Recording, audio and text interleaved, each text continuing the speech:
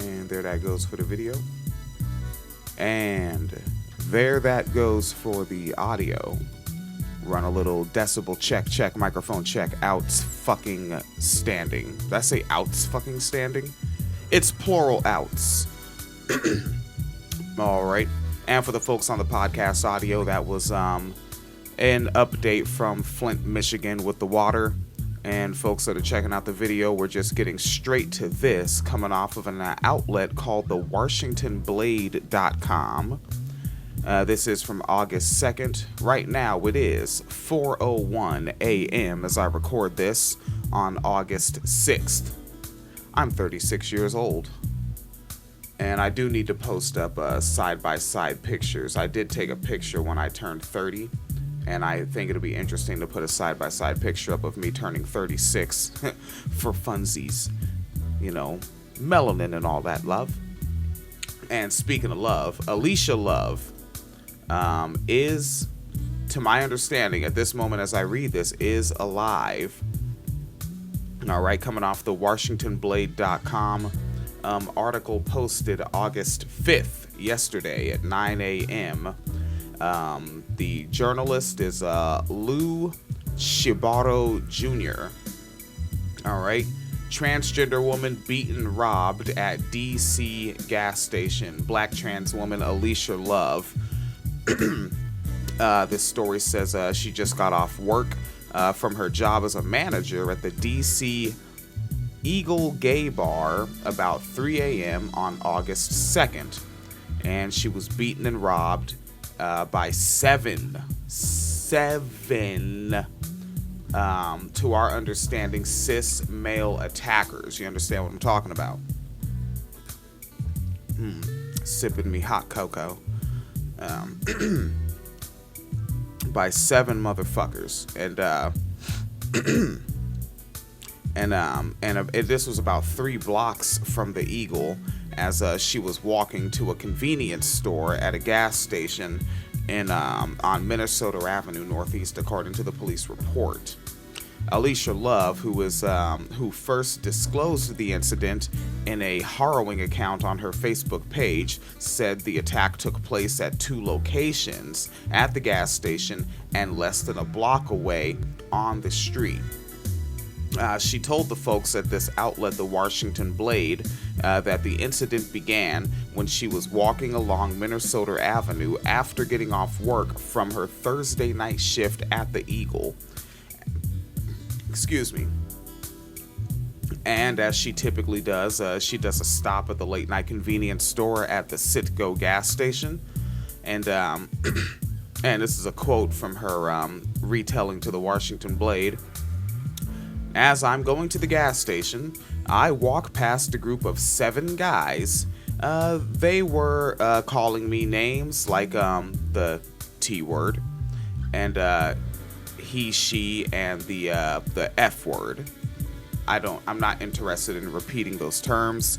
If you're familiar with the wine cellar, if you're familiar with transphobia or homophobia, you know goddamn well what these words are. And she told the Blade that, quote, I ignored it and I stayed focused on where I was walking, end quote. But minutes later, as she got close to the gas station, she noticed the men were following her. So she changed course slightly and walked across the street to what the police report says was the 3800 block of Blaine Street Northeast, which is just off of Minnesota Avenue, a short distance from the gas station, quote. And basically, they started saying, give me your purse, give me your stuff. And I was like, leave me alone. I don't want any problems. Continuing her quotes, these are quotes. So before I could say anything more, they ran up on me, all 7 of the guys, and they jumped on me, and I fell to the ground, and they started to kick me and punch me and kick me in my face and called me names like the T word. So they took my purse, and that's why I was so scared, because I was getting up and getting ready to run across the street, and they realized there was no money and anything valuable in my purse. End quote. Her greatest fear at the moment, she recounted, was the attackers saw she had a so-called fanny pack. I don't understand so-called fanny pack. Is that not the official name of those products? Is hip pouch? Maybe hip pouch is the official name. I've never seen so-called fanny pack though. All right. So she had a so-called fanny pack, or a belt bag around her waist, which was where her money, bank debit card, and other important items were located. I've thought about getting one of those again. You know, like the early 90s. Like, you know, get a fucking fanny pack. Boom, all your shit's right there. Blam, grab it. It's like turning anything you have on into cargo pants. Yeah. Yeah, basically any pants instantly become cargo pants. Alright, continuing forward. It was at that time, she said, that she ran for her life toward the gas station as the attacker, who discovered her purse had no valuables in it, and two of the other attackers ran after her. She managed to run into a small convenience store that's part of the Citgo gas station, and immediately asked a cashier who was sitting inside in an enclosed booth to let her inside the booth. Quote, "I told them they're coming after me, can you please let me in? I'm like, I need help." So he looked at me and ignored me, and the attackers came in. There. It was three guys, and they started to punch me and beat me, and they took my fanny pack, and they took my phone and everything. End quote. And the journalist continues saying, in the midst of the struggle before they took her phone, according to Love, she managed to call 911 and tried to explain where she was and what was happening. Back to quotes from Alicia Love. Quote, "I basically was in disbelief. I just came out of the gas station and fell on the ground and started to cry. I just didn't know what to do. I was crouched up. I was bruised up." End quote. Minutes later, the DC police arrived. She told The Blade a short time after that, she said. Lieutenant Jessica Hawkins, the openly trans DC cop, who up until last year served as a supervisor for the police LGBT liaison unit, also arrived on the scene. Hawkins said the other officers took her information for a report. Like she said, Love said she declined an offer by police to arrange for an ambulance to take her to the hospital. Niggas can't have them ambulance bills, cuz.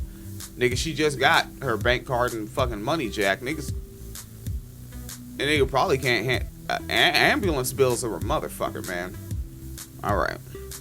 Although she was bruised and suffered scrapes and a cut on her leg that was bleeding, she told the officers she wanted to go home and be by herself for the remainder of the night.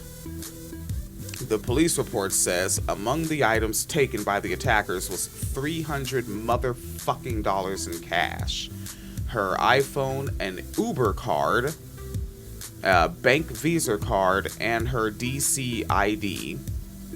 The report lists the incident as a suspected hate crime. Shit, nigga, that's a 211. That might just be California Penal Code. But fucking, that's hate crime. That's robbery. Aggravated assault. Fuck it, throw in simple assault. I'm pretty sure they got that shit on the book somewhere. But, you know, this fucking Anglo-American jurisprudence ain't about shit. Emperor William got something for that ass. Vote me in. So Alicia Love, you know what? Let me chickadee check myself before I riggedy wreck myself. Yes, Alicia Love. Alicia Love states on her Facebook page that in addition to working as a manager at the Eagle, she performs at the DC Leather Bar in drag shows and also performs in drag shows at several other gay and LGBT supportive bars and clubs in the DC area. The hate bias attack against her on August 2nd became the 8th incident of violence against one or more LGBT people in the DC area since the June 13th murder of Zoe Spears.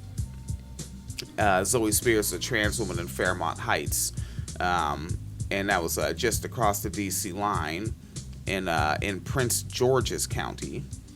Other incidents took place in D.C. and involved assaults and robberies by assailants who appear to have targeted their victims because of their sexual orientation and gender identity.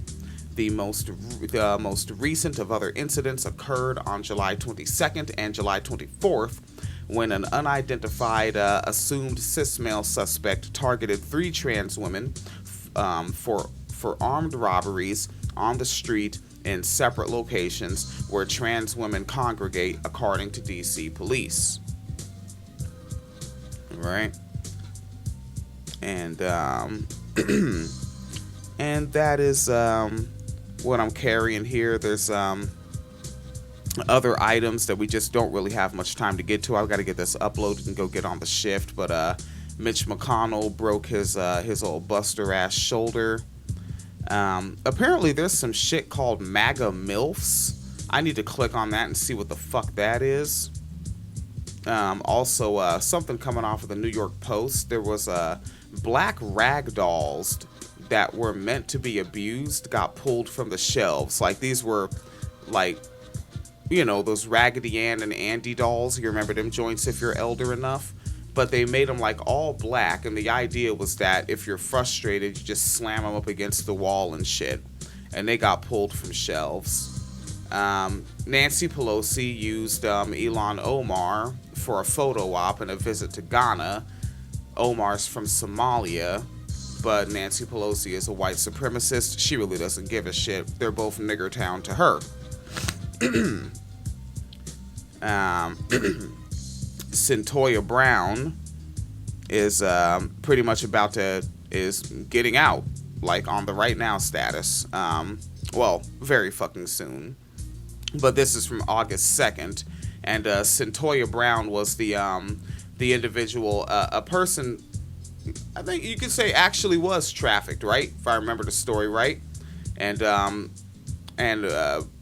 you know, just sort of forced into rape slavery. Like, that's not sex work, that's rape slavery when you're actually fucking trafficked. And Centoya Brown is getting out of prison for defending herself against rape slavery. And also, folks may have seen this in your news feed. A Manhattan art gallery owner got bashed in the face in New York City for wearing a Trump MAGA hat. But that's also, this shit could be a lie, because like even like, and I mean still fuck the police, ACAB all day, nigga, fuck them niggas. But even the police think this motherfucker's lying, saying that some teenagers grabbed him. But let's say the shit is true. He was wearing one of them Make America Great Again hats. Now let's go. I really should just repost the fucking episode. An episode I did called The Gangsterism of MAGA.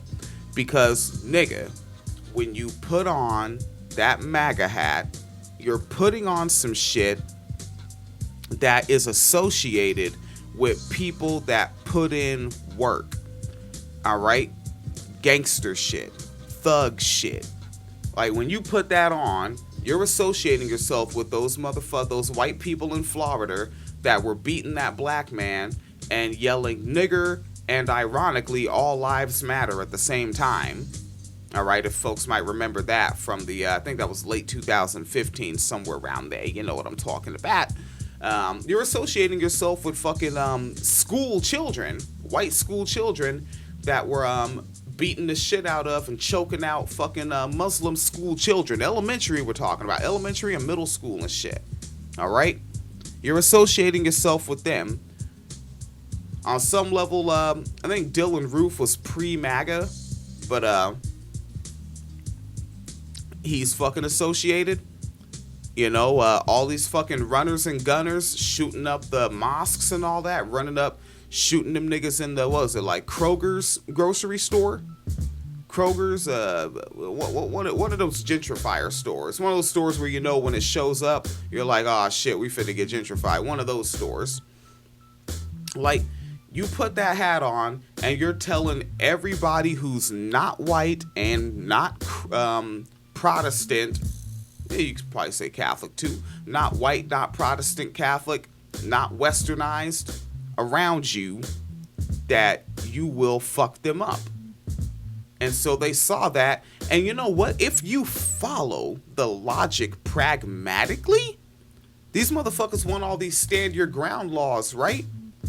And stand your ground laws is if you perceive some shit as a threat, you get to pop off with that deadly force, right?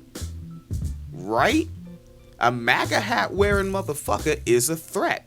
A severe fucking threat. A potentially armed and ready to pull the trigger threat. So why not crack off with deadly force? Seems logical. I mean, quite frankly, hell, if you see a white man with New Balance shoes on and is kind of burly with a fucking gray t-shirt and khaki cargo shorts, you don't even have to have on a MAGA hat. You look like a shooter. Clap him. Shit, if you see a white dude that looks kind of fucking dorky and has black frame glasses, pop off. That's a threat. If you follow this shit, if we're honest about it, and we follow these stand your ground type laws to the logical conclusion pragmatically, then you will pop off at these motherfuckers on sight. You know. Alright, motherfuckers. WineCellarMedia.com. It is August. The goddess of irony is hard at work. I actually set it in my calendar for August 15th to have my shit together to get ready to start a pads and pawns drive for folks that have menstrual cycles. You dig what I'm talking? But folks that have menstrual cycles that like are, you know, homeless and shelters and all that. Basically doing what the folks, the secularsisters.org did, and just, doing that ourselves as the wine cellar out here in northern Illinois. Like, we're going to get that cracking off out here. Like, I think they were out in Washington, D.C. when they did that. So we're going to do that out here. Just set up a GoFundMe, and then the idea is, and shut the GoFundMe off. Boom, August 31st, over. And then take what's there and go purchase these products for these folks that have menstrual cycles, but don't really have access to much, and get these products and take pictures of the receipts so that the folks that contributed can add them up and see that we used the whole shit for that. The same thing like that Phoenix Kalita did when she went down to Ferguson to help folks out, and make it crack like that, and then you know what, bang it out, maybe do it again. Yeah, I want to get back into some activism, and I think that's a good way to help some folks out that don't have access to much. Right. This is WineCellarMedia.com. This is the Black Podcast with Wine Cellar Media. I am William J. Black Ass Motherfucker Phoenix Kalita, resting. It is 4:19 a.m. I've got to be heading out here somewhere around about 5 a.m. I need to change the cat litter, take out the garbage, and then go jump on another 12-hour shift. Nicka. Oh yeah, but how the goddess of irony is playing with it. August 15th, I'm actually going to begin 4 days off work because Phoenix Kalita is the director of communications with the Sex Workers Outreach Project. And she's going to be at a Woodhall event and, hobnobbing with folks, trying to get funding and whatnot, interacting with folks, interacting with lawyers and whatnot, especially lawyers. Lawyers are big. We're talking about sex workers' rights. Lawyers are very important to interact with. So she's going to be out there doing fatness. Right. Okay. PayPal.me/PhoenixandWilliam if you just want to throw a nigga a little something to put on the groceries. Or Patreon.com/WineCellarMediaFund if you want to have early access to early access shit that we put up, like the most recent white on white crime episode. I think it was early access by about 4 days and a couple hours. Whenever Phoenix Leader does a episode of the Sex Workers Outreach Project program, it's early access. So if you want that, that's patreon.com/wine cellar media fund. Our Patreon is not a tiered system. The person that comes through with $1 gets the same early access as the person that comes through with 5 or 10 or more, right? Not a tiered system. You know, everybody, nigga, we socialize the access. Nigga, that's the way to put it. All right, motherfuckers, we up out. Please be as safe as possible wherever you are.